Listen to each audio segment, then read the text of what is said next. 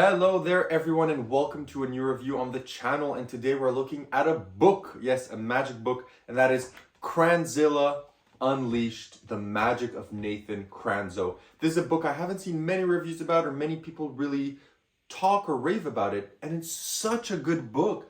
It's such a good book that I really want to get this out there because I do think that especially if you're a comedy magician, you're gonna get so much out of this. It's such a good book. So yeah, we're making a review on this today and I can't wait to talk more about it. So let's roll the intro and get into it.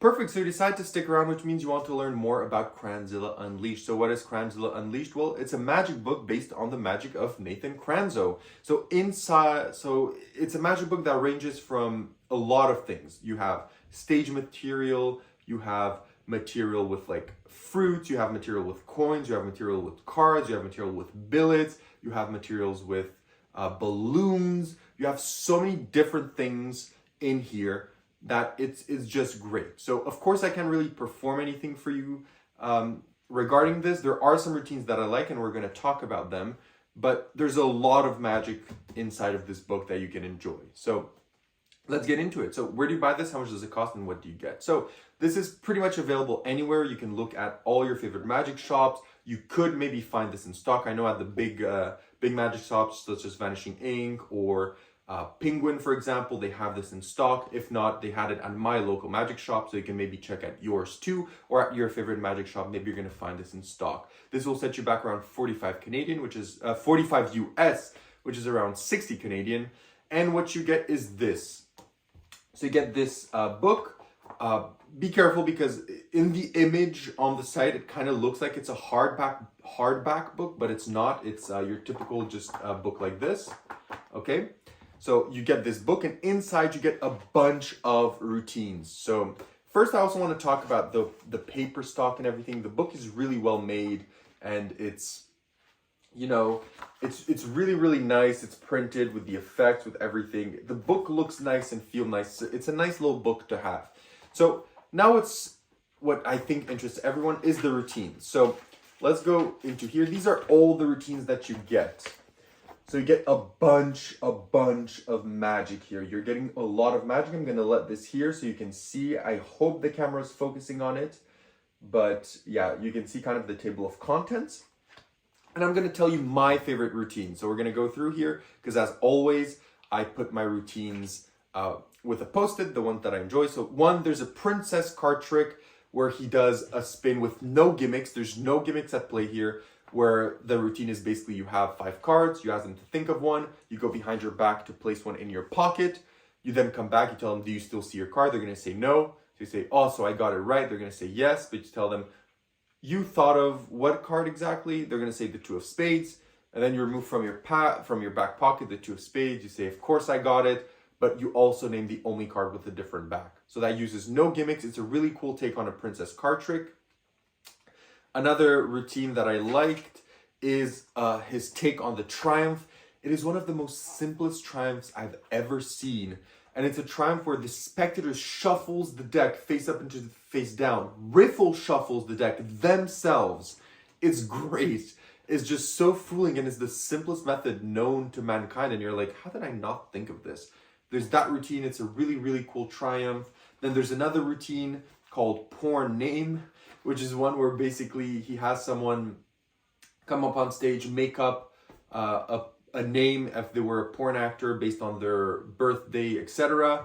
And then at the end, your kind of trick kind of fails, but you tell them, you know, this was never about this. It was always about getting to know you a bit more. And then the ball that you threw in the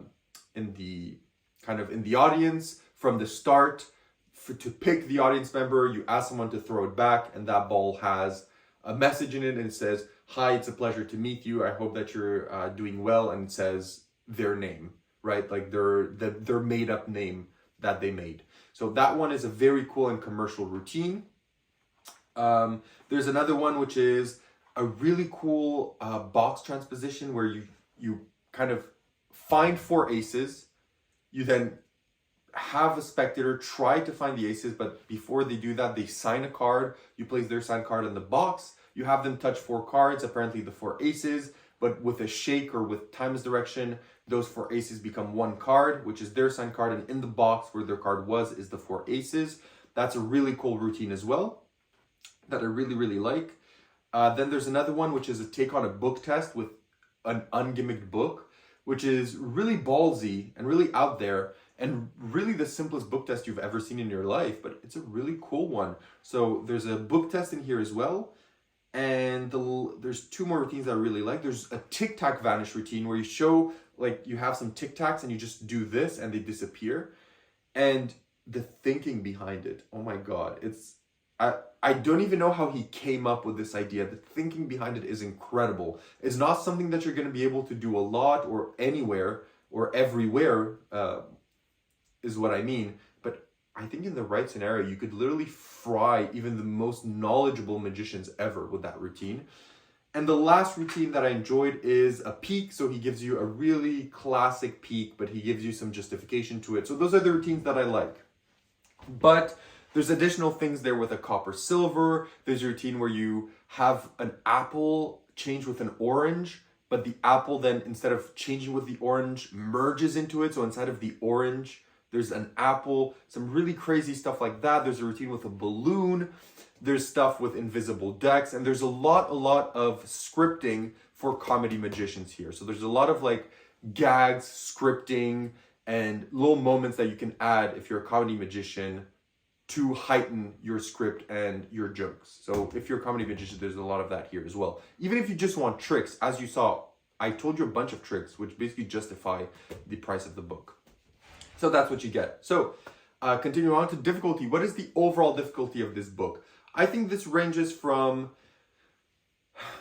close to intermediate into kind of close to advanced. So not to say that these are hard. A lot of these are super simple, but they will require a bit of finesse in terms of making them believable. For example, the book test. It's probably the most simplest method that you've ever seen for a book test, probably ever in your life. But it will require a bit of finesse in terms of making everything seem casual, natural, and flow, right? For example, as well, another routine, the routine with the aces that change in the box. It's not a knuckle busting routine, but it is a routine that needs a few moments of misdirection at multiple points. Of course, it's not anything like you have to do a bottom deal or anything like that, but you will need to do some misdirection for it to work. So they're not knuckle busting routines or incredibly hard routines. A lot of them are easy, but some of them require a bit more technical ability, but nothing beyond the reach of an intermediate magician. So difficulty-wise, pretty good. In terms of practicality, basically it's half and half. Half of these routine parlor stage can be done parlor stage, which means that, in terms of carrying capacity, all of these routines don't require a lot. Probably the only routine that requires a lot is the one that I mentioned with the fruits. You're going to need like a few bags and a bunch of fruits, and you're going to have to make a gimmick at home. But apart from that, carrying wise, most of the routines just use things you already have. An invisible deck, a normal deck, some coins, they use some billets, some blank cards, stuff like that, right? So it's nothing that you really have to build. I think apart maybe 2 routines where you have to like make a gimmick, and 1 routine where you have to like buy a gimmick, a coin gimmick that you probably already own, then everything else can just be done with things in your house or things that are ungimmicked. So in terms of carrying capacity, most of the routines you just carry around items you usually carry around with you. In terms of angles, again, most of the routines are pretty good in that. The resets, most of the routines, when they're done, they reset themselves. In terms of inspectability, a lot of the routines, as I mentioned, most of them actually don't use any gimmicks, and even the ones that do, they end clean, so there's nothing really to inspect. So inspectability is great. Repeatability, a lot of these routines, you can repeat them with no problem. So the routines in here are great in terms of practicality. There's nothing here that you're going to have to, like, as I mentioned, build something huge and you're going to have to carry something huge with you. Most of them is just things you can just throw into your case and test it out. So in terms of performance, So where would you perform these routines? These routines are basically anywhere. I think some of them are for stage parlor, some of them are for close-up, some of them are for table hopping, some of them you could do like in a street performance. So there's routines for everything. So there's routines here for every performing environment. You're going to find some routines for you in this book. And as well, as I mentioned, all of the essays or most of the essays here, if you're a comedy magician, you can apply them to wherever you're performing. Whether you perform close-up, stage, parlor, cabaret, whatever, you can use these lines in your performance. So having said all of this, what are the positives and negatives of the book? So start off with the negatives. What are the negatives of the book? There's not really any. I think the only negative is that in the picture that they put for the book, like kind of the book is like this, and in the picture it kind of looks like it's a hardback book. So when I got it and I saw it's not hardback, I was like, oh, it was not hardback. Then I went to watch the image again and it still looks a bit hardback. So I think the only negative is that if you look at the picture and you think you're getting a hardback book, you're not. So this is me just finding a negative for this book because there's not many. It's a really great little book. So apart from that, what are the positives? One, the routines are great. The essays are great. The explanations are great. The ideas he gives you are great. The twists he puts on classic methods are great. The originality of some of the ideas here. So there's some really original material that I think some people are going to enjoy. The diversity of effects, as I mentioned, from coins, cards, balloons, billets, fruits, etc. There's a lot of things here. It's also varied in terms of there's some mentalism stuff here. As I said, there's some like really card stuff going on here. There's some just gags here. So it's very varied in terms of what type of magic you're getting. It's to the point as well. The explanations are to the point. You understand there's no like chapter spanning half of the book. Everything is super, super direct. Yeah, there's a lot of good here. So having said all of this, what are the positives and negatives? What is my last, this is the last review I'm filming for the week, so bear with me, but would I recommend this book and what would I rate it out of 10? So would I recommend this book? Yes.